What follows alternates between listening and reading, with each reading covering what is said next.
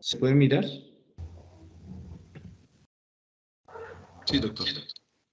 Ok, bueno, entonces yo el día de hoy traje para ustedes eh, este título que se denomina La empresarización de la universidad y sus efectos en la formación. Yo a ustedes les había regalado otro título, pero me parece que ese fue digamos, el título más adecuado para empezar a problematizar un fenómeno que se está dando pues en la actualidad, ¿no? Y que vamos a intentar pues esclarecer algunas de sus causas y también cuáles son algunos de sus efectos en lo que se ha dado en llamar la formación. No tanto en los procesos de enseñanza-aprendizaje, porque de alguna manera esto resultaba un poco coercitivo, un poco sesgado, incluso un poco cerrado para lo que yo les traje. Entonces, pues estos son los datos de información para cualquier investigador o para cualquier persona que desee acercarse a nuestro trabajo. Como saben, pues hoy en día los investigadores debemos tener también nuestro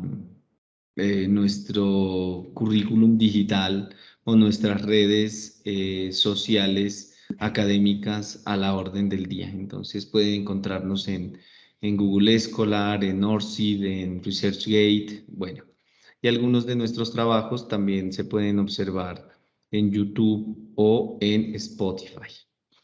Bueno, para no demorarnos más, vamos a tratar tres temas. Espero que podamos tratarlos, puesto que fue para mí difícil, les confieso, sintetizar un poco la cantidad de información que recolectamos y que les vamos a presentar hoy.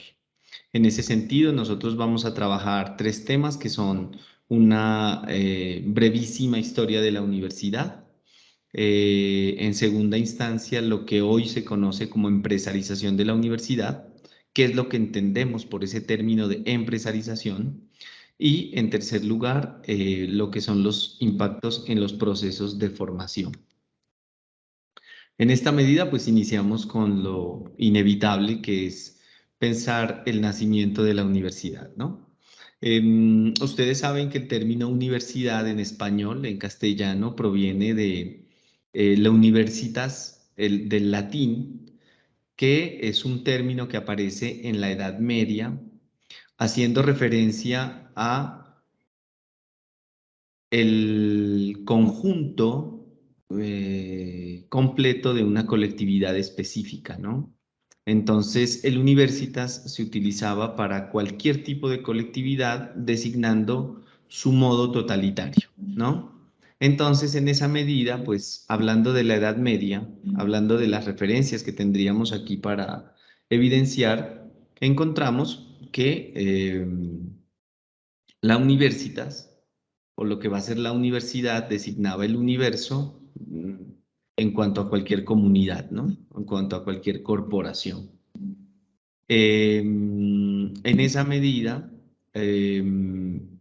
cuando ese término universitas se va utilizando en torno a lo que designamos como un cuerpo dedicado a la enseñanza o a la educación, de lo que se hablaba era del Universitas Magistrorum et Scholarium, para diferenciarlo de los otros tipos de universitas. En ese sentido, la universidad, como pueden observar, nace en el periodo benedictino del medioevo, ¿no? ¿Por qué utilizamos el periodo benedictino? Porque ustedes saben que la Edad Media abarca aproximadamente entre el siglo V después de Cristo y el siglo XV después de Cristo, ¿no? Años más, años menos, y dependiendo de los historiadores, pues la universidad nace en este contexto de una franja de 1000 años, ¿sí? Y por eso es tan interesante cómo varias universidades se van a disputar ¿cómo decirlo? Varias universidades se van a disputar el hecho de cuál nació primero, ¿sí? Porque esto, como ustedes saben, pues da cierto elemento de prestigio y de estatus sobre las demás, ¿cierto? Esto lo vamos a ver en un momento. Bueno, este nacimiento de la universidad se produce a partir de varias fuentes, ¿no? La primera es que la universidad encuentra sus orígenes en el mundo griego, en los textos clásicos, en el mundo romano y en el mundo cristianizado de la Edad Media, ¿no? Determinando que estos son los tres ejes de nuestra civilización occidental. Viniendo un poco más acá, pues uno podría hablar de la cultura francesa, por ejemplo, pero la cultura francesa, digamos, como tal, tomada como tal, pues va a aparecer mucho después del nacimiento de la universidad. Incluso se va a nutrir de esta, ¿sí? Entonces, en esta medida, estos son como los tres pilares: el mundo helénico, el mundo romano y el mundo cristiano. Y aquí ustedes pueden ver la imagen de cómo los estudiantes recibían clase en la Edad Media, ¿no? Por ejemplo, tenían un pequeño lugar donde se asentaban los primeros discípulos, pero los demás se encontraban parados. Y esto es toda una configuración, ¿no? La educación, o más bien la escolarización, no siempre fue así, no siempre tuvo mesas, por ejemplo, no siempre tuvo sillas, no siempre tuvo cuadernos, en fin, un sinnúmero de posibilidades, ¿no? Otro de los antecedentes es que a partir de lo que se dio en llamar el Renacimiento carolingio, eh, obviamente pues planteado por el gran Carlomagno, encontramos que hay un renacimiento en el sentido de educarse, del valor de la educación, ¿cierto? Del valor del saber más que de la educación. Mm, Impulso que fue de alguna manera atrasado por lo que denominamos la anarquía del mundo cristiano del siglo X, ¿no? Por otra parte, este saber de la cultura clásica y de la cultura cristiana sobrevive en las bibliotecas de los conventos y de las abadías, ¿no? Pues para la muestra un botón, la obra tan significativa como fue la de El nombre de la rosa de Humberto Eco, como después fue rodada en una película que es del mismo nombre, en la cual actúa Sean Connery, donde podemos ver cómo eran las bibliotecas, ¿no? Y cómo las bibliotecas pues alojaban el saber de la antigüedad, alojaban el saber a través de los copistas, de los monjes que podían escribir en latín y podrían escribir en griego, y cómo esta cultura realmente, la importancia de las abadías y de sus bibliotecas es que esta, este tipo de cultura puede sobrevivir, perdón, a los embates tal vez de un mundo que se pensaba más bárbaro, ¿no? Y entonces es de este modo como, al amparo de las instituciones religiosas de su tiempo, como hasta ahora también existen las parroquias, las catedrales y los claustros, florecen las escuelas que podían acoger lo que eran los sacerdotes, lo que eran los monjes y lo que era la gente pobre en general. En este contexto, pues lo que se obtiene es un grupo de alumnos, se los llamaba de esta manera. La primera forma como se llamó el estudiante en este contexto fue el alumno, que como ustedes saben es una palabra en latín para designar el ser que está sin luz. Entonces, en este contexto, pues se produce un grupo de alumnos donde tenían cada vez más sed de un saber sobre Dios y el mundo, ¿no? Sin luz, entonces lo que hacía el profesor o el maestro o el clérigo era iluminarlos. En ese sentido, esta misma organización atrajo a las grandes figuras del saber que alimentaban a estos alumnos, ¿no? A la vez que aprovechaba el saber de la biblioteca, porque recuerden que el saber pues estaba restringido solo a un lugar específico, ¿no? Es muy diferente con lo que ocurre hoy en día, ¿no? Que el saber está orientado por su transmisión casi que libre a partir de la codificación de los datos en lenguaje matemático. Por otra parte, otro antecedente es que este movimiento de congregación en torno a las abadías y a las bibliotecas y a estas grandes figuras del saber por parte de estos alumnos, este movimiento fue apoyado por los papas de su tiempo, por los obispos de su tiempo y por los príncipes, es decir, por la nobleza.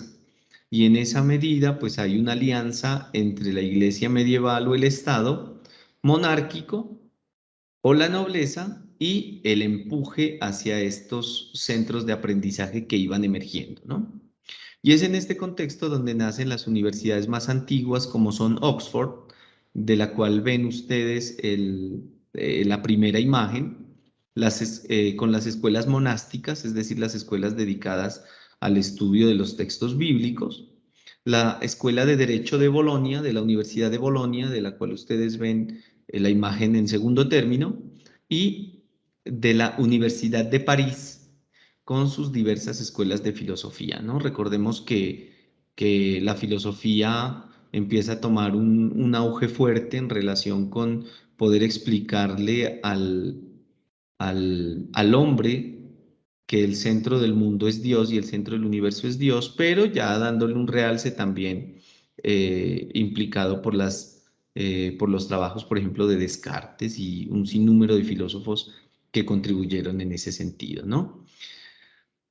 Muchos podrán decir, pero Esteban, la Universidad de Salerno tiene un dato de que estuvo antes que la Universidad de Bolonia. Es correcto, ¿sí? De hecho, en las líneas de tiempo no hay una certeza absoluta sobre qué universidad apareció primero. Entonces, en esta medida habría que preguntarse si la primera universidad fue la mejor o si la mejor universidad fue la que hizo mejor su trabajo en este tiempo, ¿no? Los referentes son estos, pero está la Universidad de Salerno, hay una universidad en España que creo que es la de Salamanca, que también tiene muchísima antigüedad, donde enseñaba San Luis, por ejemplo, ¿sí? Y cómo los mismos españoles pues también se precian de eso, ¿no? De esa situación. Bueno, entonces estas universidades nacen a partir de los órdenes sociopolíticos, culturales y religiosos de su época, ¿no? Incluso en auge gracias a esos movimientos, ¿no? Y creo que otro elemento fundamental de estas universidades es que en el mundo europeo, es decir, en el mundo que nosotros denominamos como occidental, pues evidentemente el latín viene a unificar como una lengua medieval la comunidad medieval, ¿sí? Fue tanto su impacto que entre los siglos XI y XVIII la enseñanza de la teología, el derecho, la medicina o las ciencias naturales se hacía en esta lengua, ¿sí? Incluso hasta el siglo anterior, recuerdo que algunos sacerdotes celebraban la misa en latín, o sea, entender que este impacto fue muy grande en términos de unificación de una comunidad específica, que era la comunidad cristiana. Eh, y en ese sentido, lo que empezaba a conocerse como universidades, como corporaciones, intentaban continuarse. ¿Qué quiere decir que intentaban continuarse? Que se intentaban autoproteger. Y la autoprotección venía a través de las lógicas en las cuales, con base en una investigación científica de su tiempo, los maestros adiestraban a los discípulos para que estos discípulos puedan continuar con la obra del maestro, ¿sí? Entonces, la universidad en ese sentido estaba asegurada, estaba continuada. Y otro punto importante, que es que los estudiantes buscaban la licencia docenti, que consistía en ser magíster o en ser doctor para poder enseñar en institutos escolásticos, que eran de menor grado de la universidad, pero que con el tiempo empezaron a obtener un reconocimiento incluso por fuera de las bulas papales o por fuera de las bulas imperiales. ¿Qué quiere decir esto? Que los profesores empezaron a constituirse en un cuerpo con mucha fuerza y empezaron a fundar las universidades incluso por fuera de este empuje y de este auge de los poderes estatales, ¿no? Aquí les traigo un desarrollo de la universidad, creo que no lo voy a poder trabajar, simplemente les quiero mostrar las imágenes de los modelos o de los tipos de universidad muy asociados a su época que han surgido. La universidad medieval, pues ya les comenté a ustedes, es el nacimiento de la universidad. La universidad hay una universidad renacentista que ustedes pueden ver, una antigua universidad renacentista que de alguna manera pues parecía más un teatro que un aula de clase, por ejemplo, ¿sí? Tenemos también el contexto de la Universidad Napoleónica. Ustedes saben la importancia de este tema de los franceses, de su, su relación con la historia y cómo se conciben como autodeterminación de pueblo a partir eh, de la Revolución Francesa y posteriormente del Imperio Napoleónico, ¿no? Y de la universidad moderna no les traje algún tipo de imagen porque la universidad moderna va a tener otro tipo de configuración y es lo que hoy conocemos como universidad, ¿sí?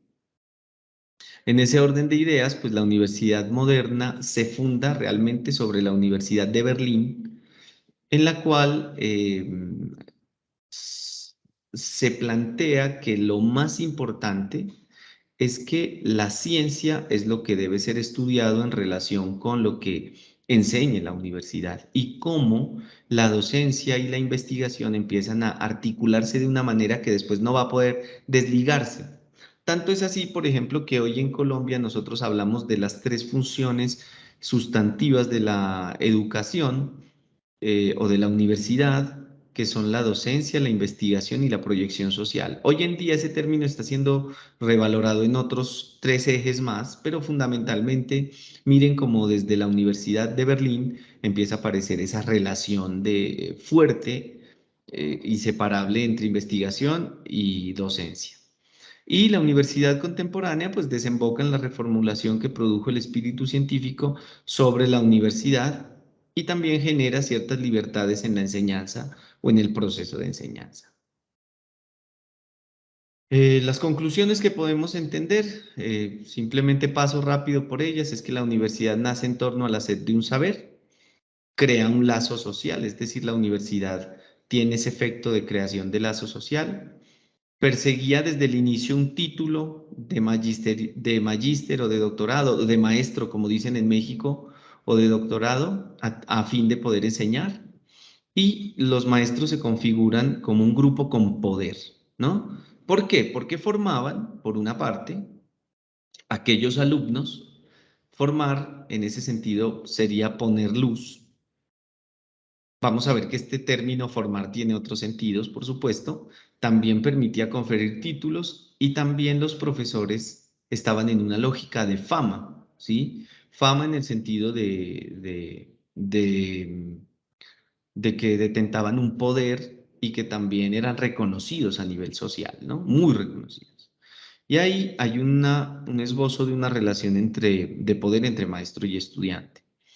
Y no obstante, el paso por todas las configuraciones de universidad que les he indicado de forma muy rápida, denotan que la relación entre la universidad y el saber siempre fue íntima.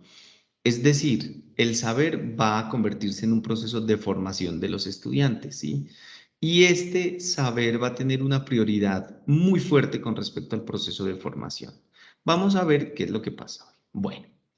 Ahora llegamos al segundo punto donde hablamos de la empresarización de la universidad, ¿no?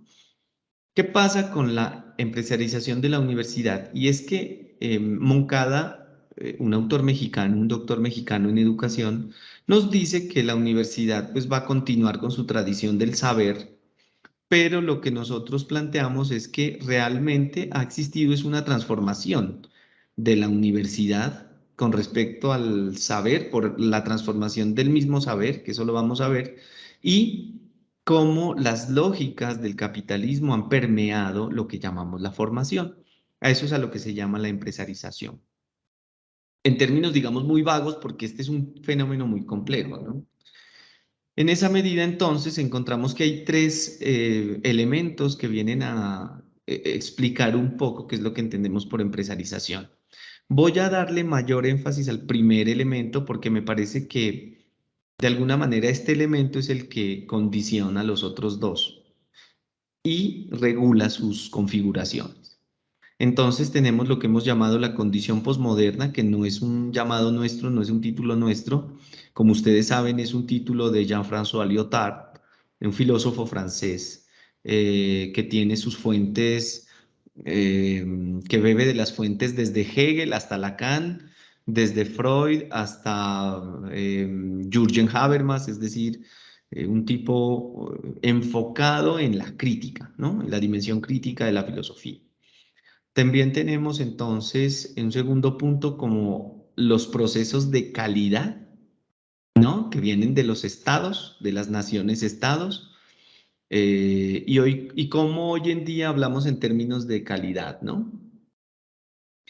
Con respecto a la educación. Y por último, tenemos un eje que va del neoliberalismo al capitalismo, ¿no? Entonces,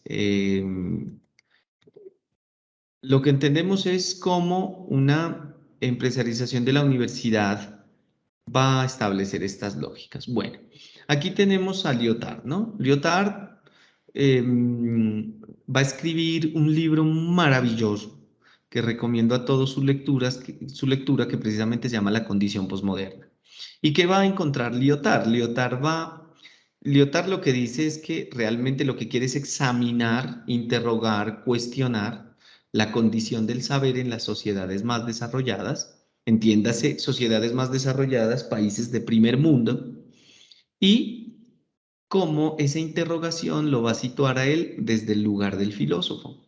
¿Qué quiero decir con eso? Lyotard termina su introducción en el libro diciendo, yo soy quien interroga, es decir, yo estoy en la posición del filósofo, no soy un experto. Es decir, el experto puede darnos otras razones de lo que está sucediendo, pero mi función es cuestionar. Y en ese sentido lo que va a hacer es cuestionar qué es el saber en las sociedades de hoy. En ese sentido, para Lyotard, la condición posmoderna, abro comillas, designa el estado de la cultura después de las transformaciones que han afectado a las reglas de juego de la ciencia, de la literatura y de las artes a partir del siglo XIX. Ahí cierro comillas, hasta ahí la cita de Lyotard, ¿no? Vamos a ver cuáles son las transformaciones que han afectado las reglas de juego, ¿sí? En esa medida, ¿qué es lo que sitúa la condición posmoderna? Es que el saber, lo primero que hay que ver es que el saber no es el mismo de acuerdo al tiempo, ¿sí? ¿Qué quiere decir eso? Que todo saber va a cobrar un estatuto muy diferente a medida que cambia la sociedad en razón de lo industrial y en razón de lo que entendemos como modernidad, ¿no? En sentido estricto, Lyotard lo que establece o donde se enfoca es en la edad postindustrial y la edad posmoderna, ¿no? En este sentido, la primera conclusión que emerge de la interrogación de Lyotard es que el saber, que antes era el saber de la universidad y que antes era el saber que circulaba entre los estudiantes, se apoya fundamentalmente en el lenguaje. ¿Pero qué tipo de lenguaje? No solo el lenguaje entendido de una forma verbal, de una forma lingüística incluso, sino, por ejemplo, el lenguaje entendido como un lenguaje matemático, es decir, un lenguaje que se codifica y descodifica, ¿sí? Y en ese término, lo que entendemos es que, por ejemplo, ese lenguaje va a asumir otro tipo de características y va a reformar en ese otro tipo de características al saber. Por eso, por ejemplo, ya hablamos de lenguajes matemáticos, hablamos de lenguajes cibernéticos, hablamos de lenguajes informáticos, hablamos de lenguajes algorítmicos, que es algo que ustedes conocen bien. En este contexto, Lyotard concluye que el saber científico es un tipo de discurso sometido a las lógicas de los discursos, a sus ideologías, a sus configuraciones, a sus limitaciones, y concluye también que este tipo de saber que hoy en día está puesto en el lugar de Dios, dice Lacan, es un saber científico que está puesto como un tipo de discurso más, pero no como el único. Bueno, entonces en digamos, la condición posmoderna determina que el saber va a estar afectado por dos ejes. El primero es la investigación, que nosotros pues ya lo conocemos. El segundo es la transmisión de conocimientos. ¿Qué quiere decir eso? Que este saber solo va a tener importancia en la medida en que se pueda convertir en cantidades de información. Y ustedes saben que las cantidades de información pues están marcadas por los ritmos de el lenguaje algorítmico, el lenguaje informático, ¿cierto? Es decir, este saber solo va a ser importante en términos de bits, de megabytes, de terabytes, es decir, de un saber codificado. Y entonces, la primera consecuencia es que este saber importante solo va a ser lo que se pueda traducir al lenguaje informático. Segundo, que el saber que se puede presentar en relación con el sabiente, es decir, con las personas que quieren saber o que se relacionan con el saber, van a hacer que cada vez se exteriorice más. ¿Qué quiere decir eso? Que lo que los alemanes desde la Universidad de Berlín o desde la Universidad Alemana plantearon como la Bildung, que es la formación del espíritu, caduque cada vez más. ¿Qué quiere decir eso? Que el saber no va a formar. Y entonces ahí viene una pregunta fundamental y es, bueno, si la universidad tenía una relación fundamental con el saber, entonces, ¿cómo ese saber, bueno, y cómo ese saber formaba a los alumnos, cómo ese saber ahora los va a formar si ya no los forma? Digamos, acéptenme, les pido por favor el juego de palabras, ¿no? Entonces, ¿qué quiere decir? Que este saber ya no va a formar en el sentido de una formación del espíritu, tal como les digo, tal como lo concebían los filósofos y los científicos de la Universidad de Berlín, ¿no? Y la tercera consecuencia de esto, de la condición postmoderna, es que el saber cobra la forma del valor, es decir, el saber se convierte en una mercancía. Y ustedes saben que la mercancía solo tiene un valor en la medida en que sea intercambiada. A usted no le sirve de nada tener una bodega llena de, pues, no sé, digamos, aparatos electrónicos si usted no los vende, ¿sí? Entonces acá el saber cobra ese mismo, digamos, estatuto, ¿no? Por eso hoy en día se habla de productores y de consumidores del saber, ¿no? Y esto lo vamos a ver en la empresarización. Bueno, otra de las lógicas, otra de los elementos importantes de Lyotard es que el saber entendido desde esa dimensión de un saber automatizado, de un saber informático, de un saber que solo se pueda transmitir en cantidades de información, pues va a hablar de la modernidad y va a hablar de la capacidad de desarrollo que pueda mostrarle a las naciones, ¿no? Por eso Lyotard pues afirma que va a existir una competición mundial por el poder en términos de dominar el saber, ¿no? Pues eso ya lo sabemos. Pues Lyotard escribió, publicó este texto creo que no sé si en la década del 70 o en la década del 80, pero tiene este efecto premonitorio.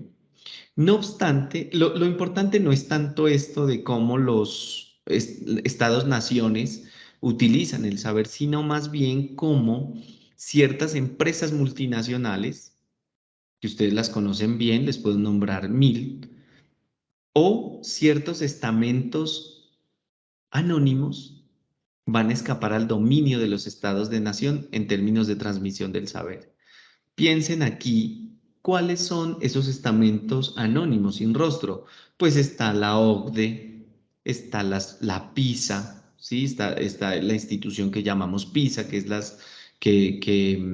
ellos evalúan los estudiantes a nivel mundial, está la OCDE como están los tratados de libre comercio, bueno, en fin, ahí hay un sinnúmero de siglas, incluso son siglas para no poder determinar bien sus nombres, en este sentido anónimo como vienen a dominar, ¿sí? Y por eso Lyotard va a establecer que ya no va, el par de opuestos de saber e ignorancia, pues ya no es legítimo, ya no es legal, ya no es un estatuto válido, sino que va a decir que los conocimientos de pago y los conocimientos de inversión van a estar en en un contraste, en un versus con los créditos de conocimiento, ¿no? Bueno, avancemos entonces. Empresarización de la universidad. ¿Qué implica la empresarización de la universidad en términos de la regulación de la universidad como parte de las funciones del Estado? Es que todo Estado hoy en día está implicando políticas de calidad que no son nuevas, vienen incluso desde la década del 90 del siglo pasado, pero son en nuestros contextos donde estas cuestiones de la calidad vienen a impactar con mayor fuerza la educación. Por ejemplo, pensemos solo en esto. El discurso de la calidad es un elemento tan fuerte que ni siquiera se lo cuestiona, por ejemplo. ¿Por qué? Porque uno podría decir, bueno, quiero una educación, como decía un doctor, como decía el doctor Alberto Martínez Boom, él decía, por ejemplo, y es que acaso quiero una educación de mala calidad, ¿no? Por ejemplo, esa respuesta eliminaría toda posibilidad de cuestionamiento de lo que es la calidad, ¿no? Y entonces es un discurso que entra sin resistencia, ¿no? Bueno, en este marco, pues el Estado se ha convertido en un Estado interventor y regulador más que benefactor, por ejemplo, en la primera y segunda etapa del siglo anterior, ¿sí? Y en el caso colombiano, que es el que conozco, pues desde el año 2000 se han empezado a generar políticas públicas para tener una educación de calidad, ¿no? Sin entender, por ejemplo, o a veces sin cuestionar cuáles son los impactos de la calidad, ¿no? O cuáles son los impactos de proponer estas lógicas de esta manera como se proponen hoy, porque estas lógicas no están desconectadas del contexto, ¿sí? Es decir, esas lógicas están conectadas desde elementos que están del lado más del management, es decir, desde el lado de la empresa, más que de elementos verdaderamente lógicos de pensar, por ejemplo, qué es lo que tenemos hoy en día como sociedad de consumo, como sociedad de control. Y en ese sentido, se plantea que la calidad se puede entender como una maquinaria de nivel regulatorio y de control. No quiero decir con eso, no quiero dar la impresión de que la calidad sea mala, de que implementar políticas de calidad, de que regular, de que controlar sea malo en sí mismo. No, no es. Eso tiene muchos privilegios, tiene muchos beneficios, pero es necesario que también cuestionemos eso, ¿sí? Como la actitud del filósofo. Bueno, eso lo voy a dejar en un momento. Bueno, entonces la calidad, las políticas de calidad, la implementación de estas políticas se han convertido en una bandera, ¿no? De trabajo de los gobiernos y está exenta de crítica en los discursos de las políticas universitarias. Es decir, el que proteste, el que critique, el que asuma una posición crítica en contra de la calidad, pues sería alguien juzgado y esto es algo que denota la fuerza de ese discurso, ¿no? Bueno, en Colombia, los modelos de calidad, que son los de registro, que son las condiciones mínimas de calidad para un programa, para ofertar un programa en cualquier universidad, o las condiciones de alta calidad que se llaman acá acreditación, creo que en México también, y los sistemas ISO, ¿no? Los sistemas de gestión de la calidad o de gestión de la información, pues según PAES, se han impuesto y generalizado como estrategias de ajuste, transformación y adaptación de las instituciones de educación superior, de acuerdo con las tendencias y las presiones que sobre ella han impuesto las políticas de Estado y los procesos de globalización de la economía y de empresarización de las instituciones y de la universidad, además de las nuevas formas de constituirse y producirse el conocimiento. Bueno, y por última parte, el tercer punto de la empresarización de la universidad, yo lo remito a los procesos de neoliberalismo y capitalismo. Bueno, entonces, más allá de saber si la calidad o las políticas de calidad definen a la universidad como una empresa, se encuentra un importantísimo vagón de la modernidad que nosotros llamamos capitalismo como eje de la empresarización. ¿Qué quiere decir esto? que fueron las lógicas del capitalismo en tres términos: la globalización de la economía, la planetarización de las culturas y el nuevo estatuto que cobró el saber en términos de Lyotard, generaron estas lógicas que la educación ya no sea solamente aquella transmisión de saber que circulaba en las universidades, sino que se convirtió en un servicio que puede ser comerciado, que puede ser comprado, que puede ser vendido. Incluso, por ejemplo, en los tratados, en los TLC, que creo que han afectado tanto a México como a Colombia, ¿sí? En esos TLC, la formación, los, eh, los mercados de saber no se asumían por los ministerios de educación, se asumían por los ministerios del comercio, por ejemplo, de cada país. Eso nos dice algo. Y por otro lado, entendemos que la sociedad del conocimiento, que es como hoy en día se llama nuestra sociedad, produce una economía basada en el conocimiento. Es decir, que las economías basadas en el conocimiento producen a su vez sociedades, adquiera ciudades o sociedades virtuales, ¿no? Hoy en día, pues ustedes saben, gracias a las herramientas tecnológicas que hoy nos permiten conectarnos, que también muchos se han planteado que las universidades virtuales ya no tengan ningún campus, excepto el campus virtual, por ejemplo, ¿sí? Bueno, eh, por último, tenemos estos últimos tres elementos del neoliberalismo y el capitalismo para la empresarización de la universidad. ¿Qué encontramos? Que la totalidad de estos cambios ha producido un lenguaje en la propia universidad que antes no se producía. ¿Qué lenguaje? El lenguaje del management, el lenguaje de la empresa, el lenguaje del negocio. ¿De qué hablamos en estos términos? De eficacia, de eficiencia, de manejo, de gestión, de sistemas de información. Incluso hablamos de éxito, ¿no? Y entonces en esa cuestión, este saber traducido, refundado con este nuevo estatuto, pues va a formar nuevos tipos de relaciones entre la universidad y la empresa. Según Páez, abro comillas, la actualización performativa de la eficiencia, la optimización de los recursos, la calidad de los productos, la homogenización de procesos, la evaluación por resultados y el éxito. Miren que todos los términos que nos trae este autor hablan en términos de empresa, absolutamente todos, ¿sí? Y por último, esto ha conducido a que la universidad se constituya en un tipo de discurso empresarial, proveedora de servicios y sujeta a exigencias de la competencia de los mercados, nos dice la fuente.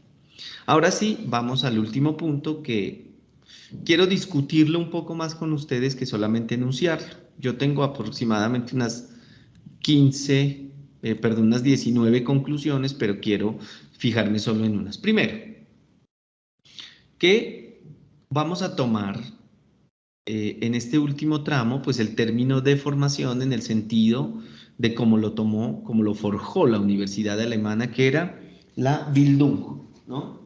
La Bildung entendida como la formación del espíritu. Yo no sé si ustedes en las revisiones que han realizado o en los textos que han escrito, por ejemplo, el término Bildung tiene una fuerte connotación de construcción, ¿no?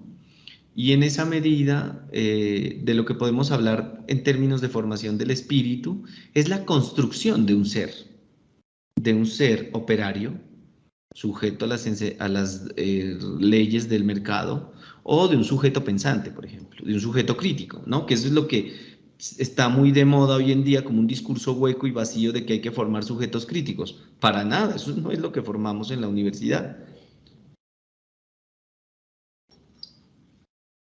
Bueno, también tenemos que, bueno, hasta la posmodernidad la universidad fue un espacio de gestación de saber, pero después de la posmodernidad la universidad entra en esta lógica del costo-beneficio, es decir, de la mercancía, ¿no? Del negocio.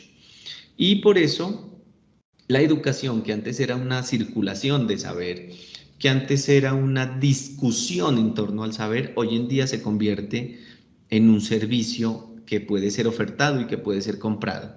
Esto se ve, por ejemplo, de alguna manera en el daño que le ha hecho la existencia del microcurrículo a los espacios académicos, por ejemplo. No digo que no deba existir, pero ¿qué pasa cuando un profesor no puede dedicarle una jornada de discusión a un texto, si eso surgiera de forma espontánea, porque tiene que correr para cumplir los temarios del microcurrículo, por ejemplo, o del sílabus, que se llama en otros lugares, ¿sí? Miren cómo entonces la educación es me lleno aparentemente, me empacho de conocimientos que al final no me van a servir porque la realidad está en otros coordenadas, ¿no? Y en esa medida, pues, la formación, como la formación del espíritu, se va a caer, se va a perder, porque el saber solo sirve como un bien de uso y un bien de intercambio. Y ahí tenemos pues la lógica de pensarnos qué pasa. Bueno, en este coordenadas de la nueva forma de universidad empresarizada, pues el estudiante va a adquirir un nuevo estatuto. Por una parte, ya no va a ser un alumno o un estudiante, no, va a ser un producto terminado, como se terminan productos en las fábricas, ¿sí? Y por otra parte, el estudiante va a ser un cliente. Entonces, en esa medida, si el estudiante es el cliente de este servicio que es la educación, el estudiante es quien determina el valor del producto. Es decir, es él quien dice si eso es bueno o si eso es malo. Esa no es una relación tan pura, no es una relación tan, pues digámoslo, tan clara como pensaríamos, ¿no?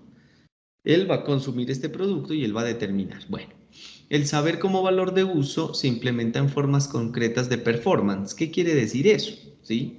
Quiere decir que a los estudiantes un saber es válido en términos de que solamente se puede aplicar al contexto. ¿Sí? Y eso nos permite pensar, no sé, una cosa, por ejemplo, ¿y cuándo empezamos a pensar el mundo? ¿Cuándo empezamos a pensar la posmodernidad? ¿Cuándo empezamos a pensar el capitalismo? ¿Cuándo empezamos a pensar la educación? Ahora en Colombia pues han implementado lo que acá se llama los resultados de aprendizaje y casi que se convierte en un fetichismo del hacer, ¿no? Es algo que hay que cuestionarlo, ¿no? Bueno, el éxito, por otra parte, bueno, aquí les puedo hacer una lista interminable, pero voy a avanzar. El éxito en término empresarial se mide en indicadores. Piensen en esto. Las universidades más exitosas son las que más gradúan estudiantes o las que menos. Ahí hay una cosa que hay que revisar también, una cuestión que hay que revisar, y es que, por ejemplo, en Colombia se hablan de la graduación exitosa. Es decir, ¿cuántos estudiantes de los que yo recibo terminan graduándose? Y de los que no terminan graduándose, que son la gran mayoría o un buen porcentaje, entonces, ¿qué les permito yo hacer para que puedan alcanzar el grado? Por ejemplo, hacerles un curso que valide el trabajo de grado. Eso es una situación que hay que revisar también. Bueno, el maestro que antes tenía ese lugar de poder se va a convertir en un engranaje más de la maquinaria empresa. ¿Qué quiere decir eso? Pues que es un operador que le facilita el saber a un estudiante, ¿no? El saber que está en todos lados, que está en los libros, que están digitalizados, que está en los artículos científicos, que está aquí, que está allá. Es decir, ese valor del maestro se empieza a perder, ¿no? Ya no hay maestros, por supuesto, son pocos los personajes que se forjan dentro de la lógica del maestro, o podemos decir, somos pocos los que nos forjamos dentro de la lógica del maestro, pero también somos más los profesores que cumplimos unas horas dando cierto contenido y ya está ahí, ¿sí? Y por eso se habla hoy del docente. Ese cambio de maestro a docente no es un cambio gratuito en la historia. Y yo lo puse, hay docentes en la configuración de un gran call center. ¿Qué es un call center? Un call center es donde tú llamas a que te den la respuesta sobre algún tema, sobre alguna duda con tu producto, sobre alguna queja, pero nada más. El operario del call center no te hace pensar, ¿sí? Y en ese sentido, pues encontramos lógicas, voy a nombrarlas, por ejemplo, en que hasta los mismos profesores tienen que estar llamando a los estudiantes para ver si se van a matricular. Y esa es la lógica del call center. Por otra parte, la enseñanza o los procesos de enseñanza quedan aplastados bajo la burocracia, los formatos, las guías, las matrices, todos los ciclos eternos de calidad que hay que cumplir porque uno hace calidad y le dan el registro por 3 años, por 7 años y después otra vez, otra vez, otra vez. Entonces, el docente se convierte más en un administrador, en un administrativo, más bien, más que administrador, en un gestor de la calidad que en un maestro. Avancemos. Bueno, el cuerpo docente sufre lo que algunos autores han dado en llamar como la esquizofrenia institucional o descontrol controlado, ¿no? Esto desde la educación misma, desde la filosofía, pero en psicología ustedes saben que los efectos de muchos profesores se encuentran desde el lado del estar quemado para designar este malestar generalizado, ¿no? No solo de los profesores, de los estudiantes también, y creo que es algo de lo que van a hablar en las próximas conferencias. Bueno, otro de los elementos es que la evaluación se convierte en un fin en sí mismo. ¿Qué quiere decir esto? Que la evaluación se transforma en un fetiche. ¿Por qué? Porque este fetiche, el pelearse por este fetiche, va a reinaugurar la relación de fuerzas, por ejemplo, entre docente y estudiantes. ¿Qué quiero decirles con esto? Pensemos en la evaluación docente, en la evaluación que un estudiante le hace a un docente. Ahí va a haber una relación de fuerzas porque muchos estudiantes designan el buen profesor como alguien que no es exigente y designan al mal profesor como quien sí es exigente. Y en esa medida, conozco los casos de muchos colegas donde dicen, mire, a mí no me importa si sacan 5 o si no lo sacan el 5, yo se los pongo el 5. Y uno dice, bueno, y entonces, ¿dónde está su proceso como maestro, como profesor? Por una parte. Y por otra parte me han dicho una frase, no sé si en México se use, pero es una frase que a mí me produce dolor incluso, me produce ira, ¿no? Y es una frase donde los colegas dicen que los raje la vida. Rajarlos acá en Colombia es como ponerle cero, ¿sí? Entonces les dicen que los raje la vida y uno dice, bueno, si la vida los va a rajar, entonces uno, ¿cuál es el lugar que ocupa en la formación? Bueno, en esa medida, bueno, en esa medida no, sino más bien por fuera, haciendo otras consideraciones, encontramos que el Estado se convierte en enemigo de la educación. ¿Por qué? Porque piensa que la educación es la calidad y eso no es la educación. O sea, reducir la educación a la calidad es una situación muy precaria, muy pobre por parte del Estado. El Estado debería pensar otras lógicas. La universidad también está en contra de la educación. ¿Por qué está en contra? Profesor, que los estudiantes califiquen mal, lo sacan. De hecho, esa es una idea que los estudiantes tienen, ¿sí? Otra parte, los docentes también estamos en contra de la educación. ¿Por qué? Porque pensamos en que, por ejemplo, de educar bien es cumplir con las lógicas de un microcurrículo, con los temarios de un microcurrículo. ¿Y cuándo enseñamos a pensar? ¿Cuándo enseñamos a debatir? ¿Cuándo enseñamos a cuestionar? ¿Cuándo enseñamos a criticar? O a tener una posición crítica, más que criticar, porque a veces esas dos cosas se confunden. Los estudiantes pues están en la lógica de la menor exigencia para obtener el mayor beneficio. Y la familia también. Bueno, en esta medida pues la relación de poder cambia, ¿no? Vamos a ver los últimos elementos para constatar esta movilización. Bueno, el ejercicio del poder entre docente y estudiante se invierte, creo que ya he dicho algo sobre eso. Hay pasiones que se presentan en estado salvaje y que se convierten en expresiones de la relación entre docente y estudiantes, ya no el saber. Entonces, por ejemplo, cuando un profesor es exigente, yo he escuchado que los estudiantes dicen, es que ese profesor es malo, pero no malo en términos de mal profesor, sino en términos de mala persona. Y he escuchado estudiantes que cuando les regalan la nota, por ejemplo, dicen, es que él sí es buena gente, él sí es bueno con nosotros, pasando por encima reglamento, proceso formativo, construcción de la Bildung, etcétera, etcétera, etcétera. Entonces, ya no es el saber el que media las relaciones entre docente y estudiante, sino que son las pasiones, los afectos. Otra cuestión que ya dije, pues es las calificaciones que cobran un valor de medida y exigencia inversos, ¿no? Mínimo esfuerzo, máximo de calificación, tanto para el profe como para el estudiante. El docente se convierte en un operario más, no es aquel intelectual de otros tiempos que se versaba en el saber y en el conocimiento, ¿no? Y también encontramos que hay profes que parece que tampoco quieren ese lugar. Digamos, no hay que hacernos mucha esperanza con esto, ¿no? Porque pues entiendo lo de los ritmos del mercado. Y por último, el estudiante se convierte en el management de su propia vida. ¿Qué quiere decir eso? Que el estudiante hoy en día lo que le enseñan es empresarismo, empresarización, emprendimiento. Le enseñan a que no salga a ser un empleado, salga a hacer empresa. Y entonces pongo entre comillas la propia vida, pues porque finalmente no hay tal cuestión, ¿no? Voy a dejar ahí para que tengamos un momentico para conversar. Realmente hacer la lista también fue muy difícil porque yo pude haber puesto muchísimos ejes, pero creo que con esto vamos a tener un momento que podamos discutir y que podamos conversar. Entonces, voy a dejar ahí mi presentación para escucharlos. Muchas gracias.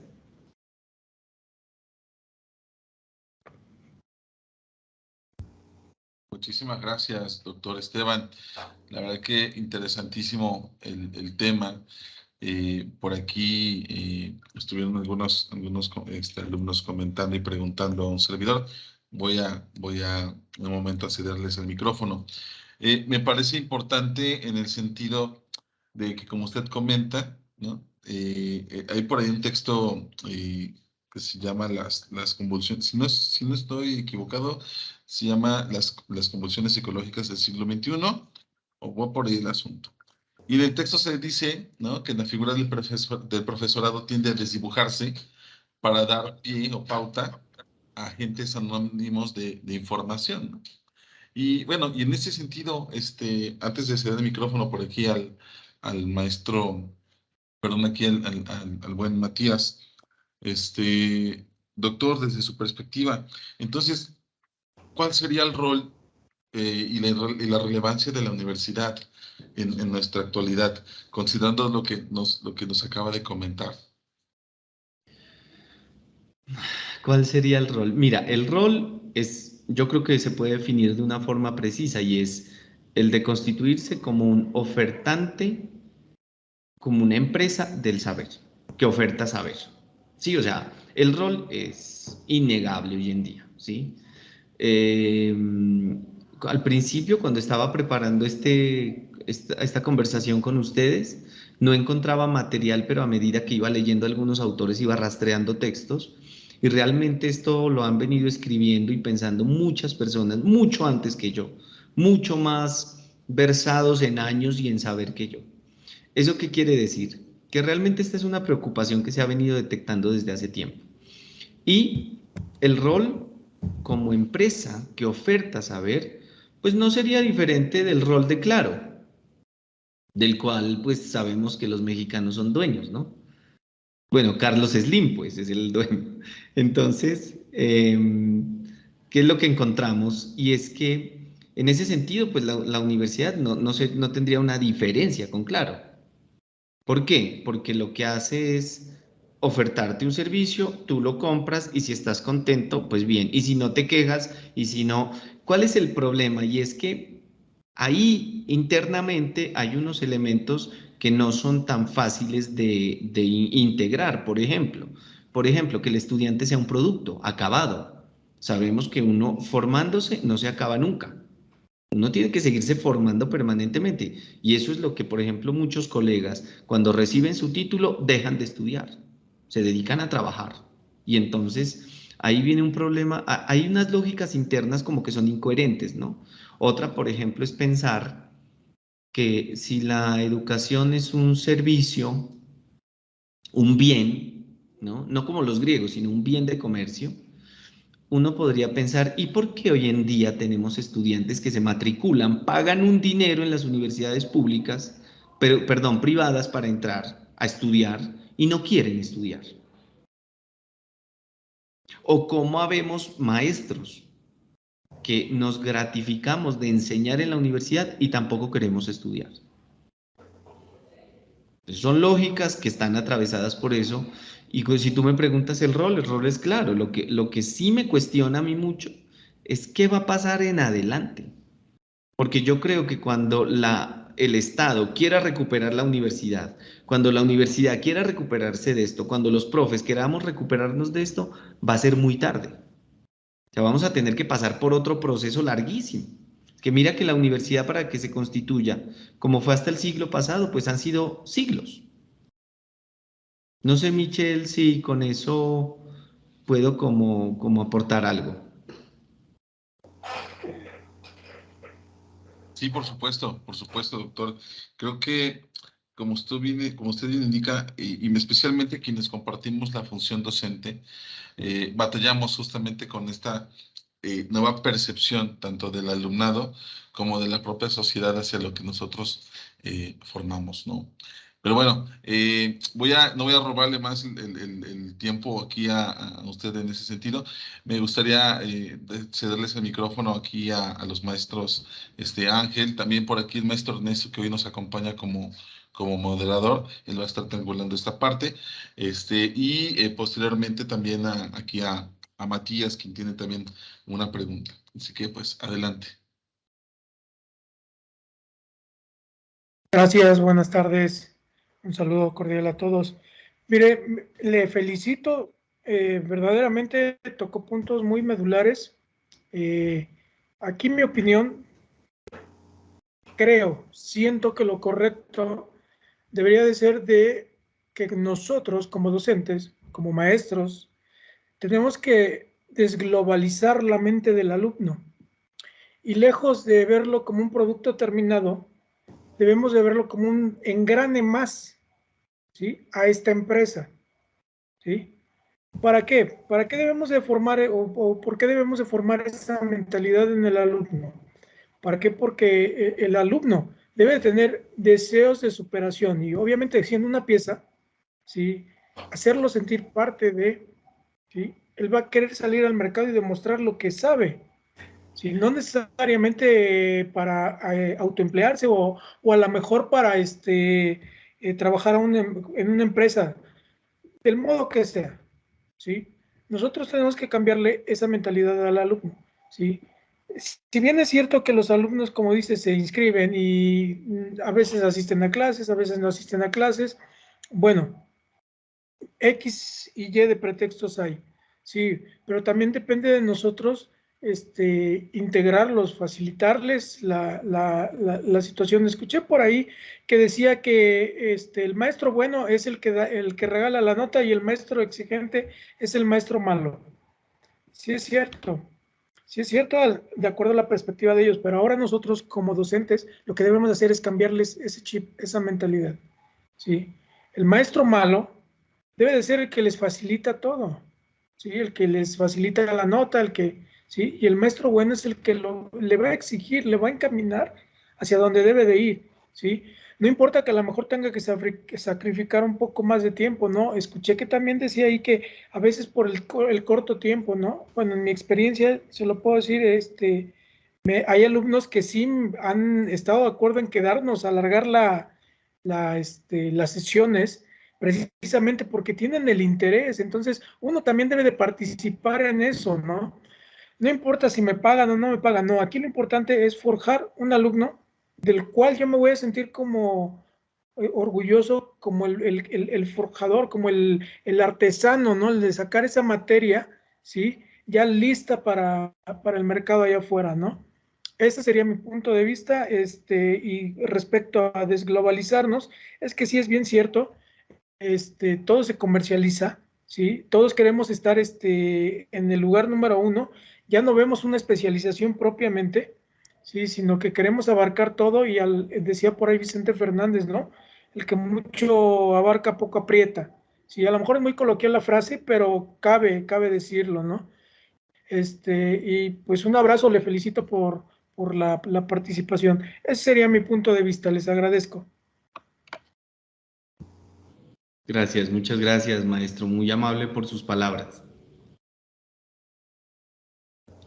Bueno, yo soy Salvador Matías, soy alumno de la Universidad Centro Ausbel del CEA.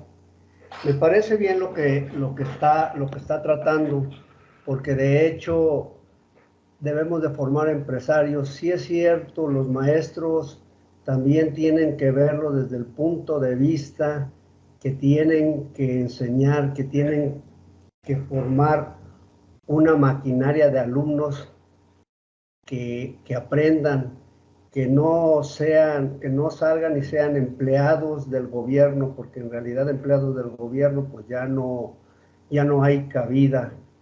Es importante que también el maestro en la impartición de sus materias se vaya directamente a lo que es la especialización, ¿no? O la especialidad de la materia que va a impartir. ¿A qué me refiero? Que no sea tanta paja. Si bien es cierto que el sistema te dice que debes de cumplir ciertos requisitos, también es cierto que nosotros queremos aprender. Lo que dice de la globalización, pues en realidad sí podemos abarcar algunas cosas que podamos dominar. Y creo que lo que ahorita estaba explicando, pues me parece muy bueno, porque pues yo era una de las personas que estaba acostumbrado a la antigua a ir al salón de clases.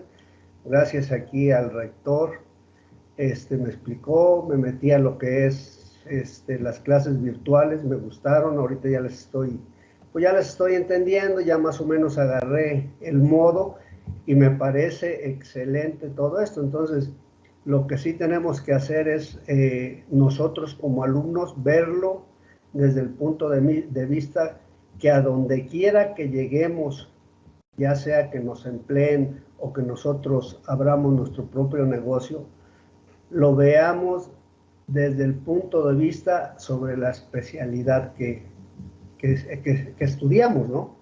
Entonces, me parece bien lo que está tocando y ojalá y así sea, porque pues ya no se puede, pues, a lo mejor tener tanto alumno. Ahora yo veo mucho joven desinteresado, había que atraerlos, había que cambiarles esa idea y meterles el interés de que aprendan, porque pues el día de mañana, y siempre ha sido así, el que más sabe es el que más tiene, ¿no? O el que más trabaja es el que más tiene. Sí, entonces, pues me parece muy bien esta exposición, esta clase que están ustedes dando. ¿Es cuánto?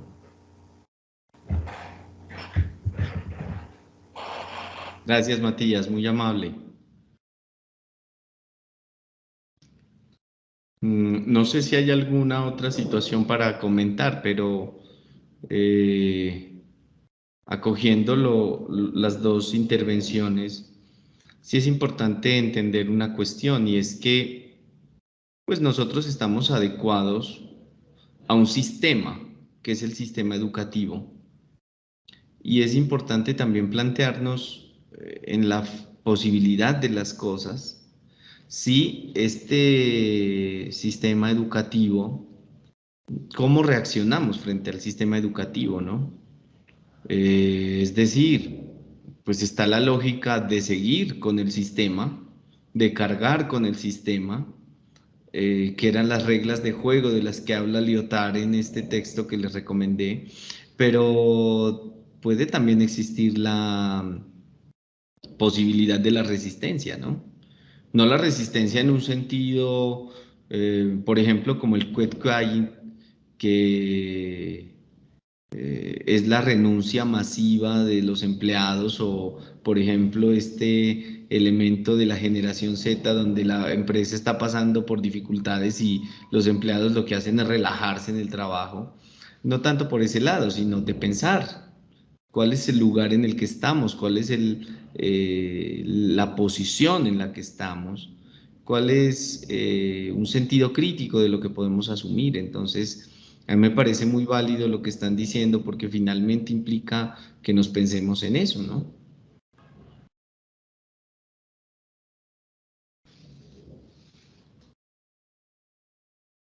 No sé si hay alguna otra intervención, porque miré, estoy mirando una acá. Doctor, yo Sí. nada más quiero comentarte, muy agradecido de verdad por la información. tan amable que nos estás compartiendo.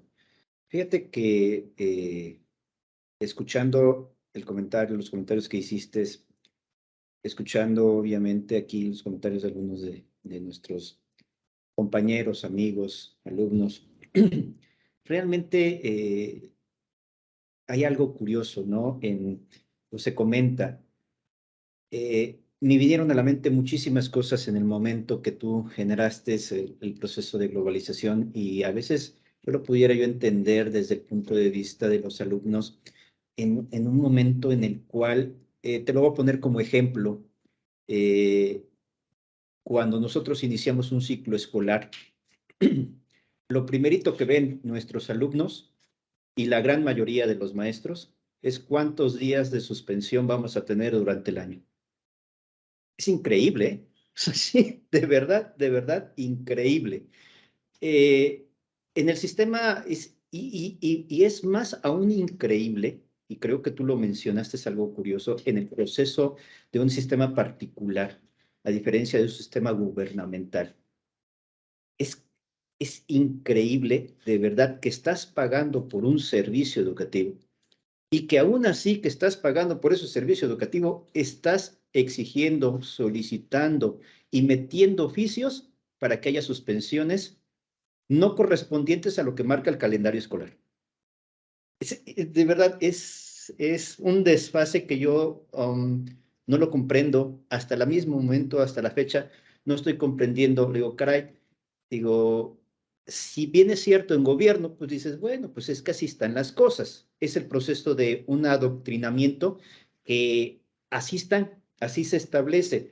Pero si yo estoy pagando un servicio educativo en donde quiero generar una mayor ventaja competitiva en un futuro, porque estoy pagando esto, no es posible que yo esté buscándome huercotear mi propio proceso de formación.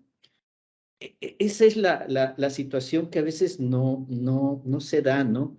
Nosotros aquí veíamos algo, desde que nosotros planteamos nuestra forma de trabajo, en donde quisiéramos romper los esquemas, en donde nada más el trabajo en línea es exclusivamente un proceso autodidacta, que estaba mal enfocado, porque no necesariamente era así, en donde nosotros buscamos la alternativa de unas clases, unas videoconferencias directas con asesoría del maestro, nos damos cuenta que sábado tras sábado hay alumnos que no entran. O sea, yo les digo, tienen todo para poder tener un poquito más, pero a veces el cambiarles el chip a estas personas en donde dicen, tal pareciera que entre más se les facilita los recursos, los medios, más entramos en un proceso de confort. Y eso sí me preocupa y eso sí me estresa. A veces le digo a la gente, digo, queremos darles lo mejor que podemos, queremos ofrecer lo mejor que nosotros podemos dar por distinguirnos, pero también depende de la realidad personal de cada uno de los integrantes que conformamos obviamente una institución. O sea, no necesariamente es solamente el maestro que puede estar comprometido al 100%, también es el alumno. Si no sumamos en este proceso de un sistema, realmente no, algo se va a romper en este proceso de intermedio. Y si bien es cierto, también hay algo, y que lo he vivido, como seguramente ustedes en su experiencia lo han haber visto, cuando nosotros nos dedicamos a dar clases y ofrecemos esta información a cada uno de nuestros alumnos, a lo mejor de momento no lo visualizaron. ¿Qué tan necesario, qué tan importante es? Curiosamente, al cabo del tiempo, cuando ya están en la actividad laboral, nos hablan o nos buscan y nos dicen, maestro, nos enseñó tal o cual cosa, ¿habrá manera de que pueda darnos un curso, una capacitación, un adiestramiento sobre esta información? Porque ahora es necesario para mi trabajo. Le digo, ¿cómo es posible que en su momento que tú ya lo habías pagado, ahora lo tengas que volver a pagar porque no lo quisiste aprender? Son las incongruencias que, digo, a mí particularmente me han pasado muy común. Y esas son las cosas que le digo a veces a los jóvenes, y no tan solo jóvenes, también adultos, nos pasa en este punto, decir, ya estás pagando lo poco, lo mucho, aprovéchalo.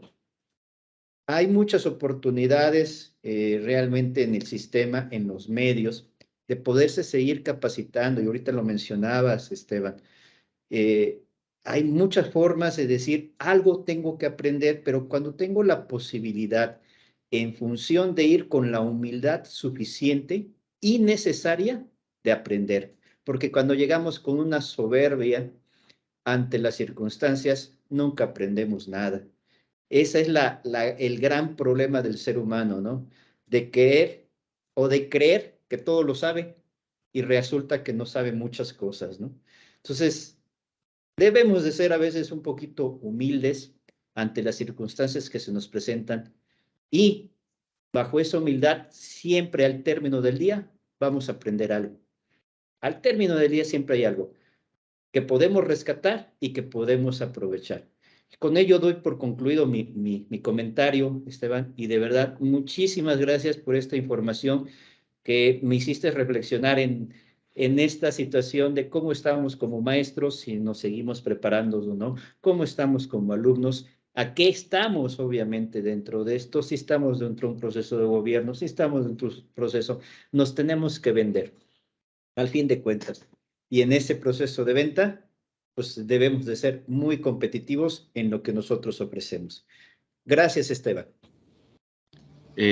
Bueno, rector, muchas gracias por sus palabras. Yo, como les digo, me siento muy contento y muy honrado de poder compartir un poco con ustedes, ¿no? Colegas, pues, de tan lejos, pero bueno. Sí, o sea, hay muchos elementos ahí que podemos plantear en el sentido de cuál es el papel que se juega cada uno, ¿no? El estudiante, el maestro, la familia, la sociedad, el Estado, la propia universidad como institución. Eso es innegable porque evidentemente lo que encontramos es una serie de discrepancias frente a eso, ¿no? Por ejemplo, lo que les decía hace un momento. ¿Qué pasa con un estudiante que se matricula, que paga y no quiere ir a estudiar? Porque eso es lo que encontramos, ¿no? Yo tengo que dar clases a veces a las 7 de la mañana y eso es evidente, ¿no? Y yo les digo a mis estudiantes, ustedes son un estudiante bien singular, bien raro en la historia del conocimiento porque no quiere estudiar, ¿sí? Y se mueren de la risa y a veces se ponen como estresados, pero es la verdad. Y también encontramos profesores, como les digo, ¿no? Que por el apabullo, lo apabullante de los formatos, lo apabullante de las políticas, lo apabullante de tener que venderse, todo eso como una empresa ofertante, todo eso hace que, por ejemplo, uno no tenga tiempo para pensar, para saber si lo que está dando de una asignatura es algo de hace 70 años, de hace, sí, o sea, yo les digo porque a mí me toca enseñar Sigmund Freud, por ejemplo, ¿sí? Y yo lo que intento es, por ejemplo, que mis estudiantes entiendan cómo eso que tal vez fue hace 100 años, hoy en día ya no es válido, cómo eso se aplica hoy a la clínica, por ejemplo. Pero no lo pensamos, como profes simplemente somos como un tubo a través del que pasa el agua, y eso cuando dejamos que el agua pase, porque a veces hasta estancamos el agua del saber y no hacemos que pase. Entonces, no, en eso sería muy interesante reflexionar sobre cuál es el papel de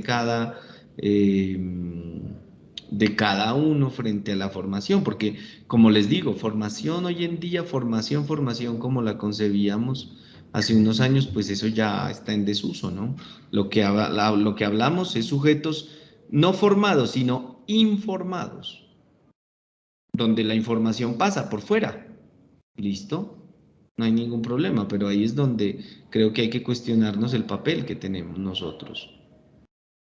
Entonces, muchas gracias. No sé si le estamos quitando el tiempo al siguiente expositor, pero yo les agradezco muchísimo su atención, su paciencia y sus intervenciones, que esto nos permite seguir discutiendo el tema y pensando en estos asuntos.